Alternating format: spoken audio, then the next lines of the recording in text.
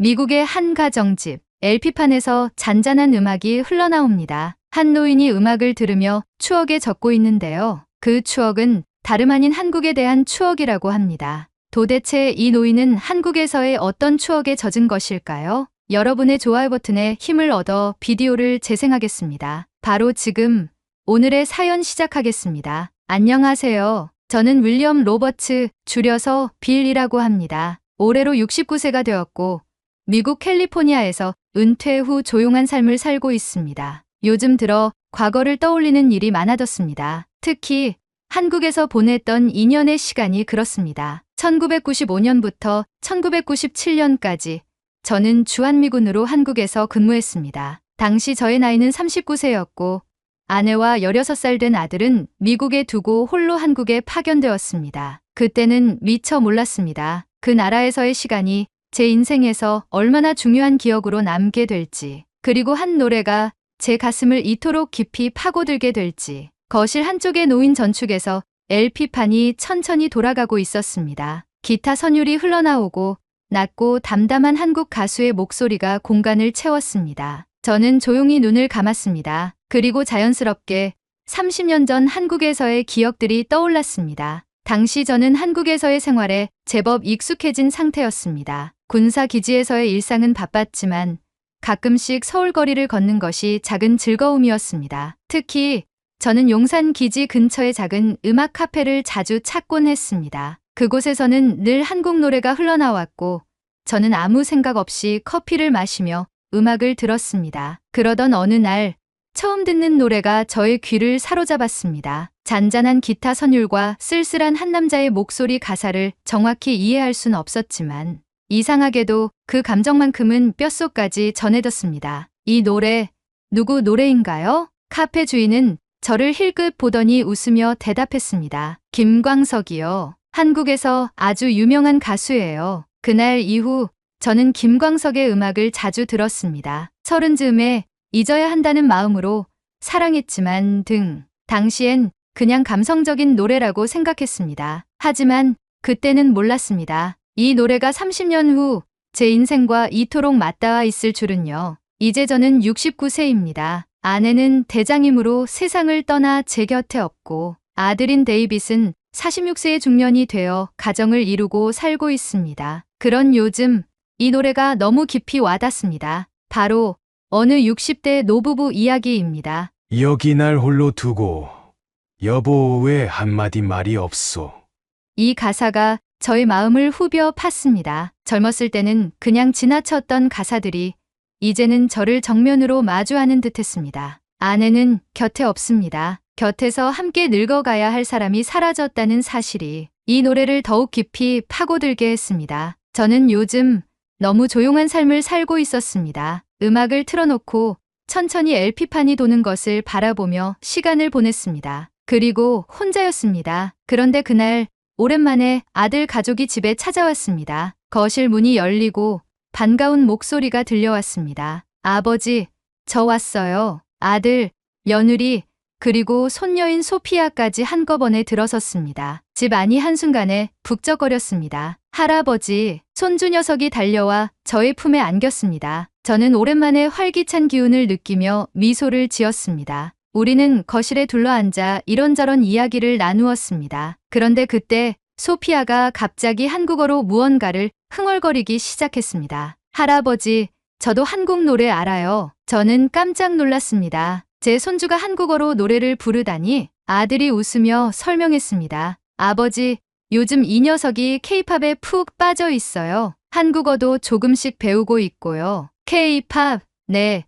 BTS, 블랙핑크 같은 그룹이 미국에서 엄청 인기예요. 한국 문화가 이제는 전 세계적으로 유명해졌어요. 저는 도무지 믿기지 않았습니다. 제가 알던 한국은 작은 나라였는데 이제는 전 세계가 한국을 주목하고 있다니. 손주가 한국 노래를 부르는 모습이 신기하면서도 이상하게 가슴 한쪽이 묘하게 저려왔습니다. 저는 예전의 저를 떠올렸습니다. 1995년 용산의 음악 카페에서 한국 노래를 처음 접했던 저를 말이죠. 그때 저는 지금의 손주처럼 새로운 언어로 된 음악을 듣고 신기해했던 사람이었습니다. 그때와 지금이 겹쳐지며 저는 문득 깨달았습니다. 한국은 이제 내 인생에서 완전히 지워질 수 없는 나라가 되었구나. 저는 LP판을 뒤적이며 김광석의 앨범을 꺼내 들었습니다. 소피아, 데이빗, 그리고 며느라. 이 노래가 진짜 K-팝이란다. 저는 전축에 김광석의 LP판을 올리고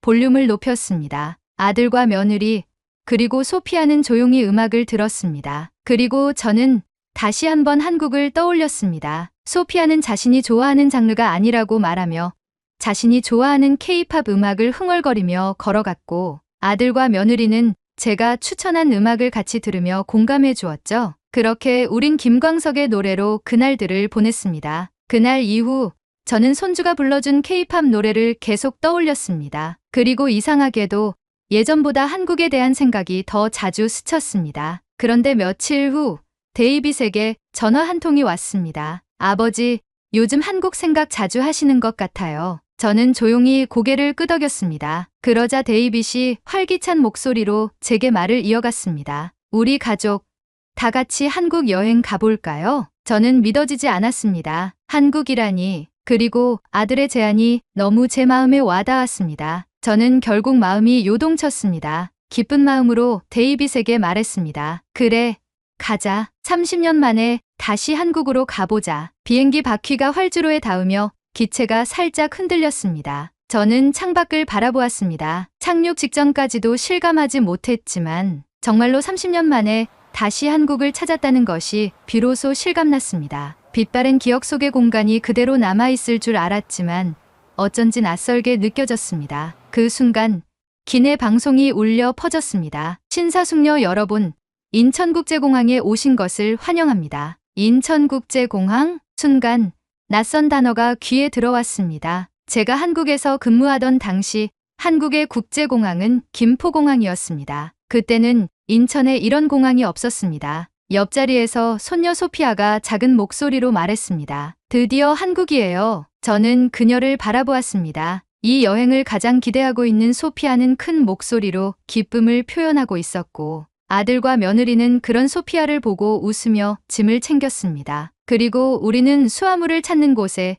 도착한 지 몇 분도 되지 않아 수화물을 찾아냈습니다. 과거에는 비행기에서 내린 후 짐을 찾기까지 30-40분은 기본이었지만 지금은 10분도 되지 않아 짐을 찾을 수 있었습니다. 한국 시스템이 미국보다 대단한데요. 데이빗도 감탄하며 고개를 끄덕였습니다. 입국 심사를 마치고 게이트를 빠져나온 순간 저는 본능적으로 발걸음을 멈췄습니다. 눈앞에 펼쳐진 풍경이 너무나 낯설었기 때문이었습니다. 30년 전 마지막으로 떠났던 김포공항과는 비교할 수도 없었습니다. 그때의 공항은 소박한 국제공항이었지만 지금 제가 서 있는 이곳은 마치 거대한 현대 도시 같았습니다. 끝이 보이지 않을 정도로 넓은 실내, 유리 천장을 통해 쏟아져 들어오는 햇빛, 곳곳에서 들려오는 자동 안내 방송, 그리고 세계 각국에서 온 듯한 수많은 사람들. 저는 한참 동안 말을 잇지 못했습니다. 와, 진짜 크다. 소피아가 탄성을 질렀습니다. 아들 데이빗도 주변을 두리번거리며 감탄하고 있었습니다.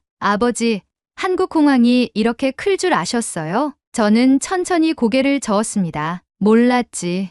내가 알던 한국 공항은 이렇지 않아. 천장을 올려다보니 수십 미터 높이의 유리 지붕이 태양빛을 반사하며 반짝였습니다. 공항 곳곳의 안내판에는 영어와 한국어가 함께 표시되어 있었고 사람들은 빠르고 질서정연하게 움직이고 있었습니다. 이곳이 제가 떠났던 한국과 같은 나라라는 것이 믿기지 않았습니다. 30년 동안 정말 많이 변했나 보네요. 데이빗이 감탄하며 말했습니다. 저 역시 그 말을 부정할 수 없었습니다. 저는 다시 한번 공항 내부를 둘러보았습니다. 이 공항은 단순히 크기만 한 것이 아니었습니다. 더욱 효율적이고 체계적으로 운영되는 곳이라는 것이 확실히 느껴졌습니다. 과거 제가 처음 한국에 왔을 때도 한국은 생각보다 발전한 나라라고 느꼈습니다. 하지만 지금의 한국은 그때와는 비교할 수 없는 수준이었습니다. 우리는 공항에서 나와 서울로 향했습니다. 차량 창밖으로 펼쳐진 풍경은 또 한 번 저를 놀라게 했습니다. 30년 전과 비교했을 때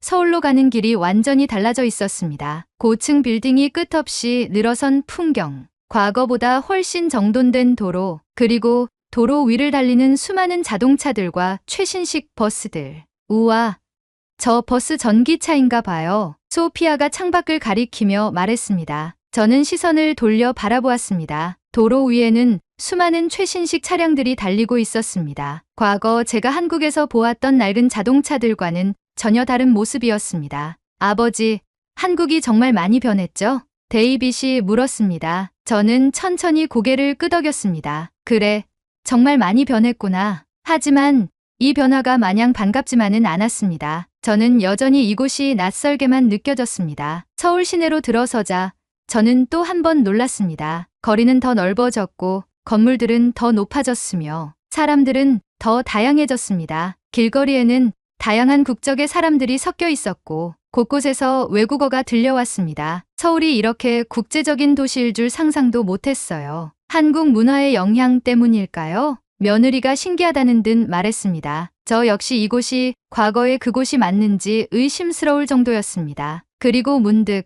저는 한국에서 보냈던 젊은 날의 기억이 떠올랐습니다. 그때도 저는 똑같이 거리 위를 걸었고 이곳에서 많은 추억을 만들었습니다. 하지만 이 거리는 수많은 변화들로 인해 낯설어짐이 더욱 커져만 갔습니다. 30년의 세월이란 이런 것이구나. 저는 서울의 풍경을 바라보며 과거와 현재가 교차하는 묘한 감정에 빠져들었습니다. 숙소로 향하는 길, 창밖으로 보이는 풍경은 여전히 낯설었고 도시는 30년 전보다 훨씬 크고 복잡해 보였습니다. 과거에도 서울은 번잡한 도시였지만 지금의 서울은 그때와는 전혀 다른 모습이었습니다. 저는 창밖을 바라보며 묘한 기분이 들었습니다. 숙소에 짐을 풀고 간단한 휴식을 취한 후 우리는 서울 거리를 걸어 보기로 했습니다. 소피아는 이미 스마트폰을 꺼내 한국의 인기 있는 장소들을 검색하고 있었습니다. 며느리도 관심이 많은 듯 소피아 옆에서 화면을 들여다보고 있었습니다. 먼저 어디부터 가볼까?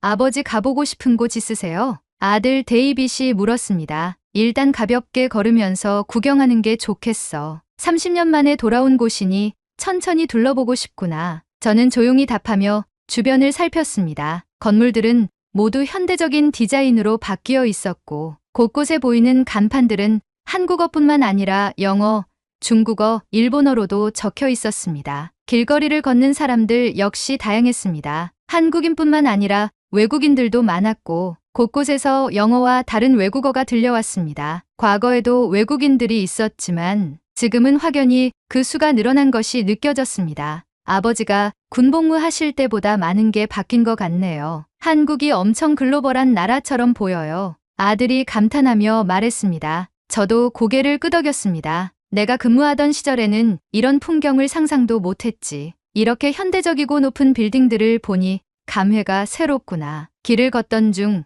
저는 어느 작은 카페 앞에서 발걸음을 멈췄습니다. 문 앞에서 희미하게 들려오는 노랫소리가 귀를 사로잡았습니다. 그 순간 제 심장이 순간적으로 멈춘 듯한 느낌이 들었습니다. 김광석의 노래 서른 즈음에 였습니다. 30년 전 한국에서 처음 듣고 감동했던 목소리가 이제 다시 제 앞에서 울려 퍼지고 있었습니다. 아버지, 아들이 저를 바라보며 말을 걸었지만 저는 한동안 아무 말도 할 수 없었습니다. 이곳에서 다시 이 노래를 듣게 될 줄이야. 저는 가족들에게 양해를 구하고 조용히 카페 안으로 들어갔습니다. 내부는 아늑하고 따뜻한 분위기였습니다. 벽 한쪽에는 오래된 레코드판과 함께 김광석의 사진이 걸려 있었습니다. 할아버지, 이 가수 좋아해요? 저번에 할아버지 집에서 들었던 노래를 부른 가수 같은데 손녀 소피아가 호기심 가득한 얼굴로 물었습니다. 아주 오래전 내가 한국에서 근무하던 시절에 좋아했던 가수란다. 저는 자리에 앉아 조용히 커피를 주문했습니다. 아들은 제 맞은편에 앉으며 물었습니다. 아버지, 이 가수에 대한 추억이 있으세요?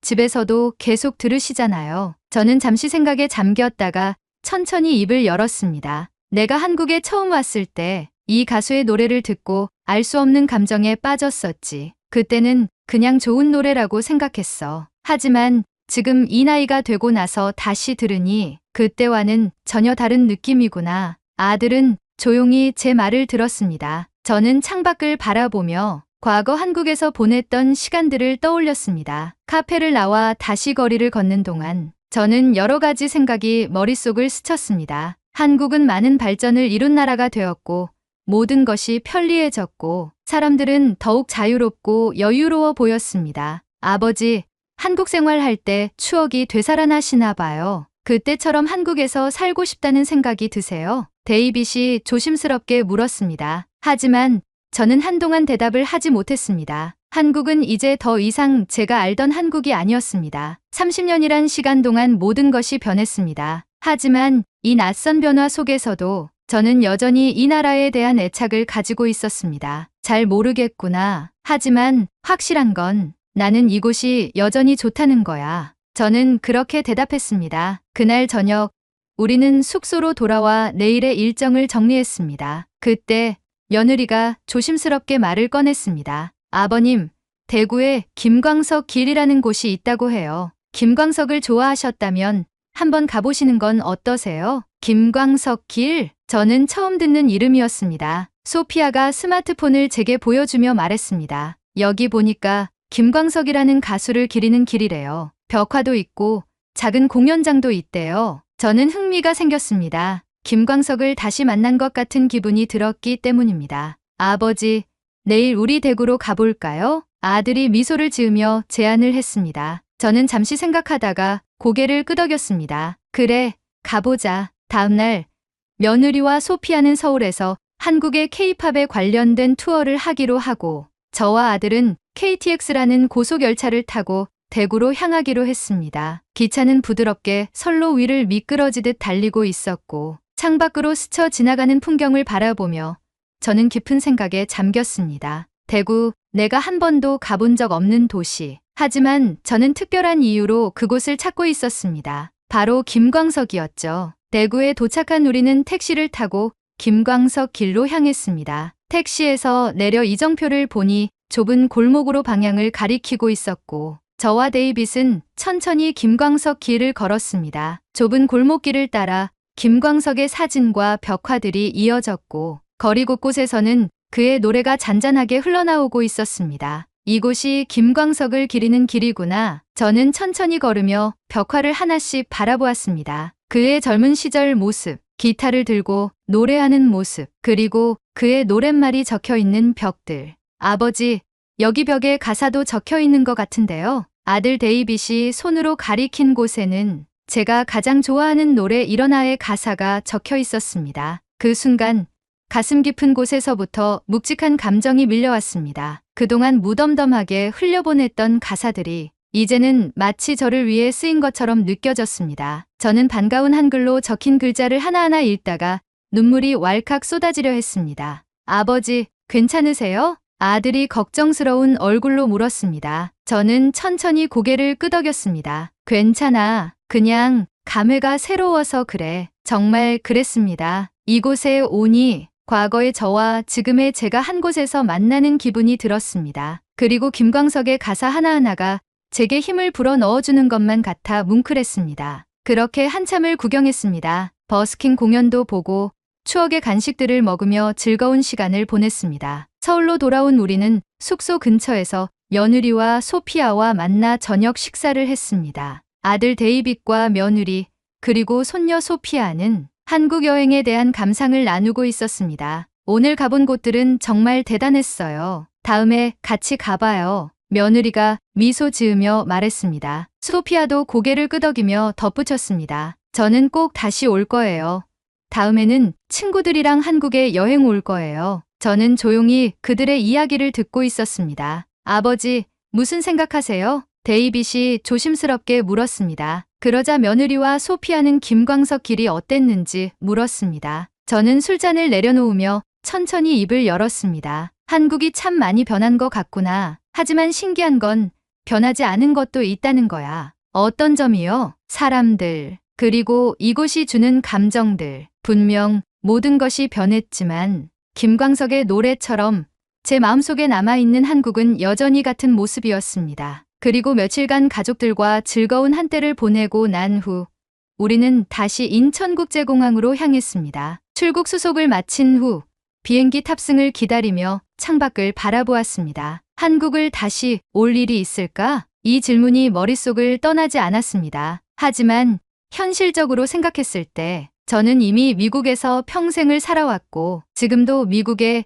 제 집과 생활이 있었습니다. 아버지, 다음에도 다 같이 한국에 오면 좋겠어요. 데이빗이 웃으며 말했습니다. 저는 한동안 대답하지 못했습니다. 하지만 가슴 깊은 곳에서부터 하나의 생각이 꿈틀대기 시작했습니다. 한국에서 제2의 삶을 살아보는 건 어떨까? 비행기에 탑승한 후에도 저는 창밖을 바라보며 생각에 잠겨 있었습니다. 30년 전 저는 가족을 위해 한국을 떠났습니다. 그때는 돌아가야 할 이유가 너무나도 분명했습니다. 하지만 이제는 다릅니다. 아들은 이미 자신의 가정을 이루었고 저는 더 이상 누군가를 부양할 필요가 없습니다. 그리고 제 마음은 여전히 한국을 향하고 있었습니다. 비행기가 천천히 활주로를 이동하기 시작했습니다. 그 순간 저는 결심했습니다. 다시 한국으로 돌아오자. 이번에는 군인이 아닌 그저 한국을 사랑하는 한 사람으로. 아버지, 무슨 생각하세요? 아들이 묻자 저는 미소를 지으며 답했습니다. 한국 다시 올 생각을 하고 있어. 데이빗은 제 표정을 보고는 무언가를 느낀 듯 고개를 끄덕였습니다. 그럼 다음에는 진짜 이곳에서 오래오래 여행하시는 것도 생각해 보세요. 그래, 고맙구나. 비행기가 점점 속도를 올리며 활주로를 달리기 시작했습니다. 창밖으로 인천국제공항이 점점 멀어졌습니다. 저는 미국에 돌아와 다시 일상을 보내고 있습니다. 하지만 머릿속에는 계속해서 한국에서의 시간이 떠오릅니다. 그리고 저는 요즘 한국에서 살 수 있는 방법을 하나씩 알아보고 있습니다. 이 글을 읽는 분들 중 비슷한 고민을 해본 분들이 있다면 꼭 이야기 나누고 싶습니다. 한국은 제게 여전히 특별한 나라입니다. 그리고 저는 이제 그곳에서 새로운 시작을 해보려 합니다. 나 같은 사람도 한국에서 살 수 있을까요? 일어나서 다시 한번 해보고 싶네요. 한국에서의 삶 말이에요. 오늘의 사연은 여기까지입니다. 김광석의 노랫말처럼 다시 한번 일어나 보는 것은 어떨까요? 김광석의 명곡들 중 추천하고 싶은 노래들과 오늘의 주인공이 고민하는 한국에서의 삶이 어떨지 여러분의 조언을 댓글로 남겨주세요. 오늘의 비디오가 공감이 되신다면 구독, 좋아요 한 번씩 부탁드리겠습니다. 그리고 여러분의 댓글은 제게 큰 힘이 됩니다. 다음엔 더 흥미로운 사연으로 여러분을 찾아뵙겠습니다. 시청해주셔서 감사합니다. 새해를 맞이하는 미국의 엘라바마주 한 중년의 남자가 깊은 고민에 빠져 있습니다. 지난날을 추억하는 듯 그는 사진을 바라보고 있는데요. 사진의 배경은 다름 아닌 한국의 모습입니다. 이 중년의 남성은 어떤 고민에 빠진 것일까요? 여러분의 좋아요 버튼에 힘을 얻어 비디오를 재생하겠습니다. 바로 지금 오늘의 사연 시작하겠습니다. 안녕하세요. 저는 마이클 앤더슨이라고 합니다. 저는 미군으로 20년 넘게 복무했으며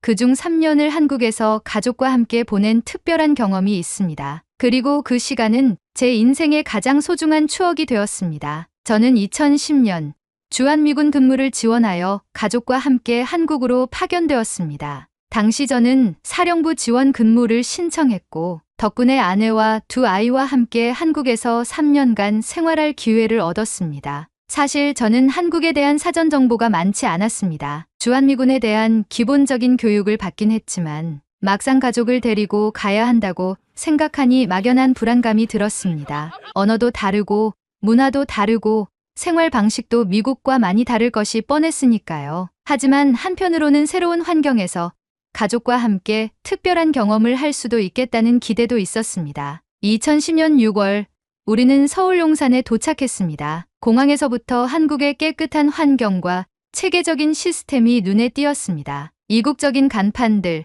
분주하게 움직이는 사람들, 그리고 익숙하지 않은 언어가 들리는 풍경 속에서 우리는 낯섦과 설렘을 동시에 느꼈습니다. 처음 며칠 동안은 기지 내 숙소에서 생활했지만 곧 용산 기지 근처의 아파트로 이사하게 되었습니다. 아이들은 용산의 국제학교에 다니게 되었고 저와 아내는 새로운 환경에 적응하기 위해 노력했습니다. 한국에서의 생활은 처음부터 쉽지만은 않았습니다. 미국과는 전혀 다른 문화와 예절이 존재했기 때문입니다. 예를 들어 한국에서는 인사를 할 때 가볍게 고개를 숙이는 것이 일반적이었고 식사할 때 어른이 먼저 수저를 들어야 하는 등 다양한 예절이 있었습니다. 처음에는 이런 문화가 어색했지만 점차 익숙해지면서 저 역시 자연스럽게 한국식 예절을 따르게 되었습니다. 무엇보다 한국의 정이라는 개념이 신기하면서도 감동적이었습니다. 한국인들은 처음에는 다소 낯을 가리는 듯했지만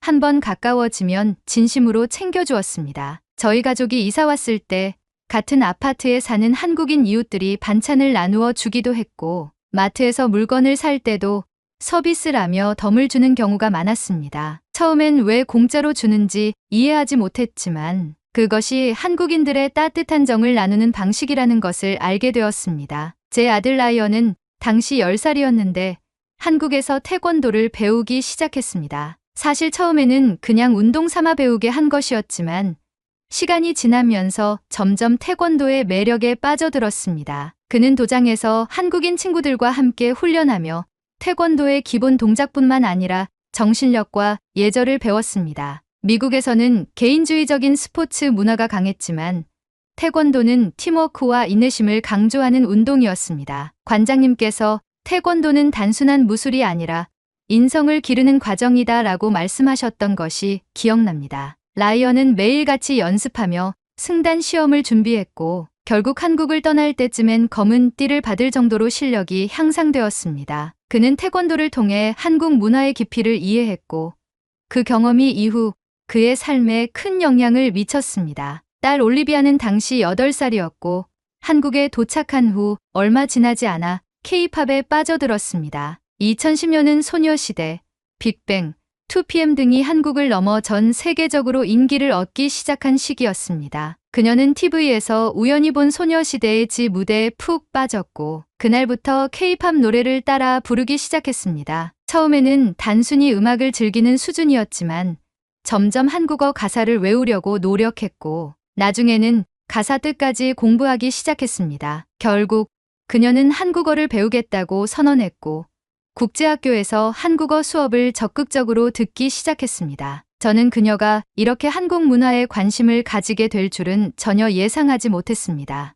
아내 리사는 한국의 전통시장과 길거리 음식을 무척 좋아하게 되었습니다. 처음에는 대형 마트에서만 장을 봤지만 어느 날 한국인 친구의 추천으로 광장시장에 가게 되었습니다. 시장 안에서 그녀는 다양한 한국 음식들을 맛보며 완전히 매료되었습니다. 특히 그녀가 가장 좋아했던 것은 김밥과 떡볶이였습니다. 리사는 시장에서 덤 문화를 처음 경험했을 때 신기해했습니다. 미국에서는 물건을 사면 정확한 가격만큼만 받지만 한국에서는 조금 더 넣어드릴게요 라며 덤을 주는 경우가 많았습니다. 이런 문화는 미국에서는 상상도 못할 일이야 라며 감탄하던 그녀의 모습이 아직도 기억납니다. 그렇게 행복했던 한국에서의 3년이라는 시간이 흘러 2013년이 되자 저희 가족은 미국으로 돌아가야 했습니다. 근무 기간이 연장되지 않았고 저는 저녁을 준비해야 했기 때문입니다. 떠나는 날 우리는 공항에서 서로 말없이 창밖을 바라보았습니다. 서울의 야경이 아름답게 펼쳐져 있었고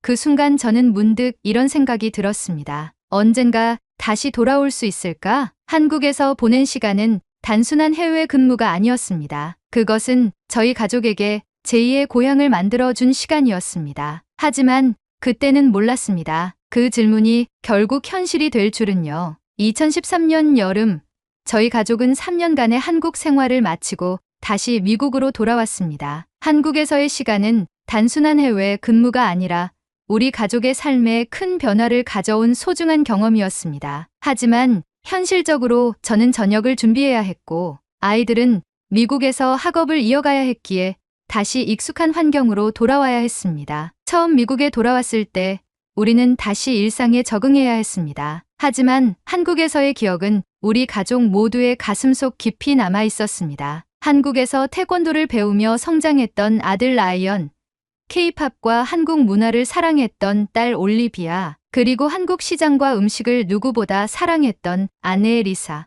우리는 미국으로 돌아왔지만 한국에서 배운 것들이 각자의 삶 속에서 계속 이어지고 있었습니다. 라이언은 미국으로 돌아온 후에도 태권도를 포기하지 않았습니다. 그는 고등학교에 다니면서도 계속 태권도를 수련했고 미국 내 태권도 대회에도 참가하면서 실력을 쌓았습니다. 특히 그가 가장 존경했던 한국인 사범님께서 미국에서도 태권도를 계속 수련하길 권유해 주셨고 라이언은 더욱 열심히 훈련에 매진했습니다. 그는 고등학교 졸업 후 태권도 지도자 과정을 밟으며 본격적으로 사범의 길을 걷기 시작했습니다. 2022년 그는 공식적으로 태권도 사범 자격증을 취득했고 현재는 미국 내에서 태권도를 가르치는 사범으로 활동하고 있습니다. 한국에서 태권도를 배우지 않았다면 지금의 내가 있을까? 라이언은 가끔씩 이렇게 말하곤 합니다. 그는 언젠가 한국으로 가서 직접 태권도를 배우고 그 문화를 더 깊이 이해하고 싶다는 꿈을 꾸고 있었습니다. 올리비아는 미국으로 돌아와서도 한국에 대한 애정을 놓지 않았습니다. 그녀는 미국에서 고등학교를 다니면서도 한국어를 꾸준히 공부했고 K-팝과 한국 문화를 접하며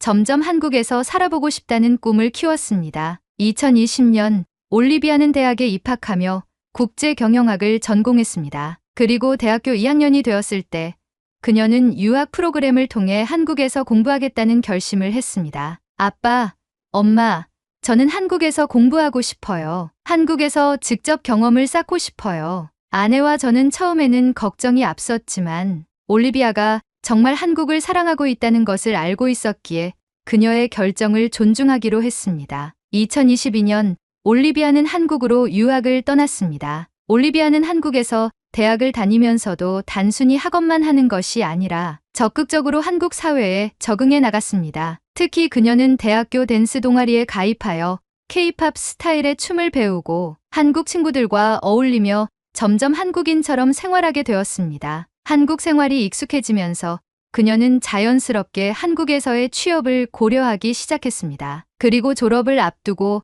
한국의 외국계 기업에 지원하여 취업 기회를 잡게 되었습니다. 그리고 작년인 2024년 올리비아는 한국의 외국계 기업에서 정식으로 일을 시작하게 되었습니다. 그녀는 미국 국적을 가졌지만 한국어가 능숙했고 한국 문화에 대한 이해도가 높았기 때문에 회사에서도 빠르게 적응할 수 있었습니다. 그러던 중 올리비아는 회사에서 한 한국인 남성을 만나게 되었습니다. 그의 이름은 김민준이었고 같은 회사에서 일하는 동료였습니다. 처음에는 단순한 직장 동료였지만 프로젝트를 함께 진행하면서 자연스럽게 가까워졌습니다. 김민준은 올리비아가 외국인이면서도 한국 문화에 깊이 적응하고 있다는 점에 감탄했습니다. 그녀가 한국 음식을 능숙하게 먹고 한국의 예절을 자연스럽게 따르는 모습을 보면서 더욱 호감을 갖게 되었습니다. 두 사람은 점점 더 가까워졌고 결국 연인 사이로 발전했습니다. 올리비아는 미국에 있는 저희에게 김민준에 대해 이야기하며 이렇게 말했습니다. 아빠, 엄마, 저 정말 행복해요. 민준 오빠랑 있으면 한국이 더 따뜻하게 느껴져요. 우리는 그녀가 행복하다면 기쁜 일이지만 한편으로는 그녀가 완전히 한국에서 정착하는 것이 아닐까 하는 생각에 마음이 복잡해졌습니다. 그리고 우려했던 일이 터지고야 말았습니다. 2025년 새해를 맞이하여 올리비아는 미국을 찾아왔습니다. 하지만 이번에는 혼자가 아니었습니다. 그녀의 옆에는 단정한 정장을 입은 한국인 청년이 서 있었습니다. 아빠, 엄마 소개할 사람이 있어요. 김민주는 긴장한 표정이었지만 정중하게 인사하며 자신을 소개했습니다. 안녕하세요. 저는 김민준이라고 합니다. 올리비아와 함께 미래를 함께하고 싶어 이렇게 찾아뵙게 되었습니다. 그 순간 저와 아내는 말없이 서로를 바라보았습니다. 우리는 이미 올리비아가 한국을 사랑하고 있다는 것을 알고 있었지만 이제 그녀의 미래가 완전히 한국에 있다는 것을 실감하게 되었습니다.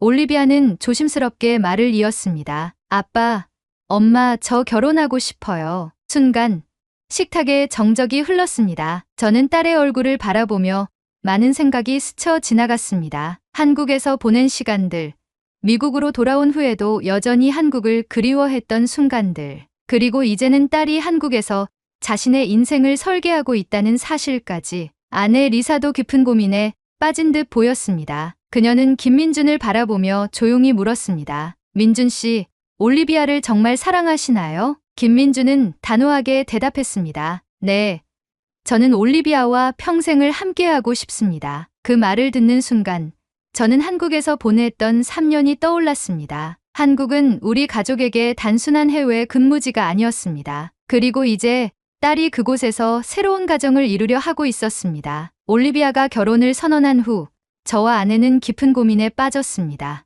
딸이 결혼할 나이가 되었다는 것은 받아들일 수 있었지만 그녀가 한국에서 완전히 정착하며 살아가겠다는 결심을 했다는 점에서 여러 가지 생각이 들었습니다. 아내 리사도 쉽게 말을 꺼내지 못했습니다. 아들 라이언 역시 조용히 대화를 듣고 있었지만 그의 표정에서도 복잡한 감정이 느껴졌습니다. 올리비아는 저희를 차분히 바라보며 다시 한번 말했습니다. 아빠, 엄마 저는 한국에서 계속 살고 싶어요. 이제는 한국이 제 집 같아요. 그녀의 말에는 확신이 담겨 있었습니다. 저는 딸이 이렇게까지 단호한 태도를 보일 줄 예상하지 못했습니다. 올리비아, 내가 한국을 좋아한다는 것은 알고 있지만 정말로 평생 한국에서 살아갈 생각이니? 네, 아빠, 저는 한국에서 생활하는 것이 편하고 제 직장과 친구들, 그리고 민준 오빠까지 제 모든 삶이 한국에 있어요. 저는 깊은 한숨을 내쉬며 김민준 씨를 바라보았습니다. 그는 긴장한 듯 보였지만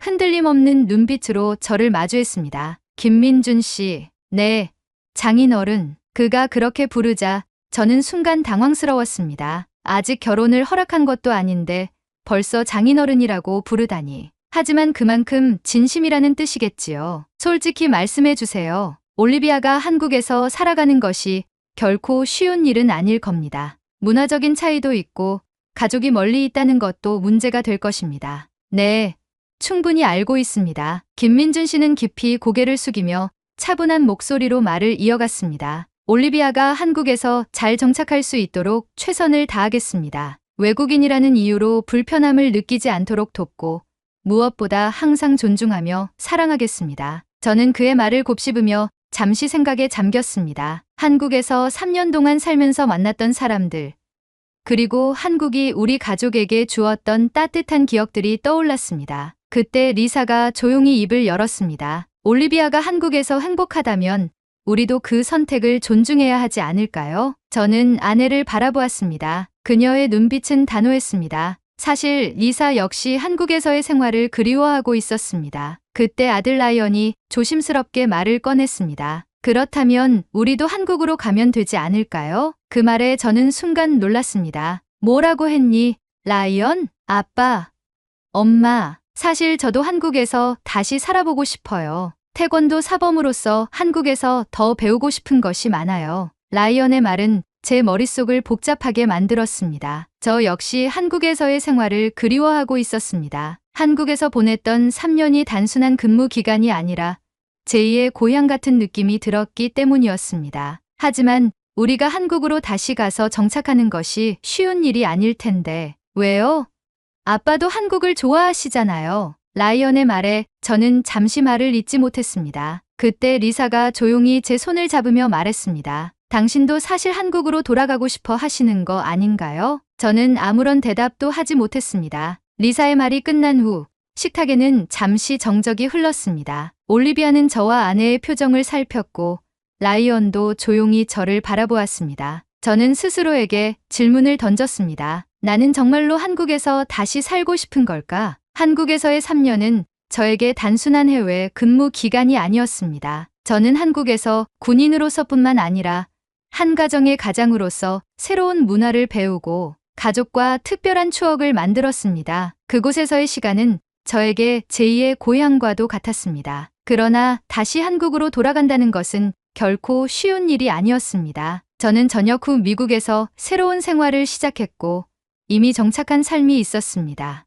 과연 이 모든 것을 접고 다시 한국에서 새로운 출발을 할 수 있을까 하는 걱정이 앞섰습니다. 그때 라이언이 다시 말을 꺼냈습니다. 아빠, 저는 정말 한국에서 태권도를 배우고 가르치고 싶어요. 한국에서 경험했던 것들이 제게 너무나도 소중했고 태권도 사범으로서 성장하려면 다시 한국에서 배워야 한다고 생각해요. 저는 아들의 진지한 표정을 바라보았습니다. 라이언이 태권도에 대해 얼마나 진심인지 알고 있었기에 그의 말이 더욱 무겁게 다가왔습니다. 라이언, 내가 한국에서 태권도를 배우고 싶다는 것은 이해하지만 미국에서의 생활도 고려해야 하지 않을까?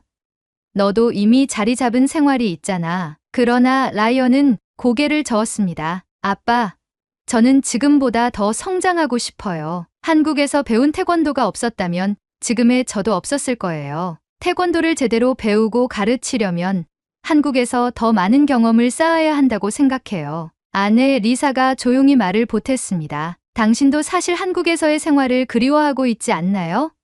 저도 가끔 한국에서의 시간이 떠올라요. 시장에서 떡볶이를 사 먹고 이웃들과 인사를 나누던 일상이 그리워요. 한국에서 살았던 3년 동안 저는 정말 편안했어요. 그 말을 듣자 저 역시 한국에서의 추억이 떠올랐습니다. 편리한 대중교통, 친절했던 이웃들, 그리고 한국 특유의 따뜻한 정서가 생각났습니다. 그렇다고 우리가 무작정 한국으로 갈 수는 없잖아. 미국에서의 생활도 고려해야 하고 현실적인 문제도 많아. 그러자 올리비아가 조심스럽게 입을 열었습니다. 아빠, 엄마, 사실 저는 결혼하고 나면 한국에서 오래 살게 될 거예요. 미국에 오더라도 자주 올 수는 없을 거예요. 그렇다면 우리 가족이 다 같이 한국에서 지내면 어떨까요? 제가 한국에 혼자 사는 것보다 훨씬 든든할 것 같아요. 그 순간 저는 깨달았습니다. 올리비아는 단순히 결혼을 하겠다는 것이 아니라 한국에서의 삶을 완전히 계획하고 있었습니다. 그녀에게 한국은 이제 더 이상 외국이 아니라 자신의 삶이 자리 잡힌 곳이었습니다. 그럼 우리도 한국에서 새로운 삶을 시작하는 것이 맞을까? 저는 조용히 질문을 던졌고 아내와 라이언은 서로를 바라보았습니다. 우리 다시 한국으로 가요, 아빠. 라이언의 말이 끝나자 리사도 미소를 지으며 고개를 끄덕였습니다. 그래요. 우리 다시 한국에서 살아봐요. 그렇게 우리의 결정은 내려졌습니다. 우리는 미국에서의 생활을 정리하고 다시 한국으로 돌아가기로 했습니다. 결정을 내린 후 우리는 본격적으로 한국 정착을 준비하기 시작했습니다. 저는 한국에서 퇴역 군인을 위한 일자리를 알아보았고 다행히 주한미군 관련 직종에서 일할 기회를 얻을 수 있었습니다. 아내 리사는 한국에서 다시 생활할 생각에 설레어하며 한국어 공부를 시작했습니다. 라이언은 이미 한국에 있는 태권도 도장과 연락을 주고받으며 사범으로서 새로운 기회를 찾고 있었습니다. 그리고 우리는 다시 한국 땅을 밟았습니다. 15년 전 처음 도착했을 때와는 다른 느낌이었습니다. 그때는 낯설고 어색했던 곳이 이제는 익숙하고 따뜻하게 느껴졌습니다. 올리비아는 저희가 한국에 돌아오자 가장 기뻐했습니다. 아빠, 엄마, 라이언, 이제 우리 다 같이 한국에서 함께 살 수 있네요. 김민준 씨도 환하게 웃으며 저희를 맞이했습니다. 장인어른, 장모님, 다시 한국에 오신 것을 환영합니다. 그렇게 우리는 다시 한국에서 새로운 삶을 시작하게 되었습니다. 어느 날 밤, 저는 혼자 창가에 서서 서울의 야경을 바라보았습니다. 처음 한국을 떠났던 날, 저는 창밖을 보며 언젠가 다시 돌아올 수 있을까라고 생각했었습니다. 그리고 지금 저는 다시 이곳에 서 있었습니다. 한국은 저희 가족에게 단순한 근무지가 아니었습니다. 그리고 이제는 우리의 집이 되었습니다. 가족이 함께라면 어디든 집이 될 수 있다. 저는 그렇게 다시 한번 깨닫게 되었습니다. 오늘의 사연은 여기까지입니다. 한국의 안보를 위해 주둔하는 주한미군들에게 한국에 대한 향수가 대단한 것 같습니다. 주한미군에 대한 여러분의 생각을 댓글로 남겨주세요. 오늘의 비디오가 공감이 되신다면 구독, 좋아요 한 번씩 부탁드리겠습니다. 그리고 여러분의 댓글은 제게 큰 힘이 됩니다. 다음엔 더 흥미로운 사연으로 여러분을 찾아뵙겠습니다. 시청해주셔서 감사합니다.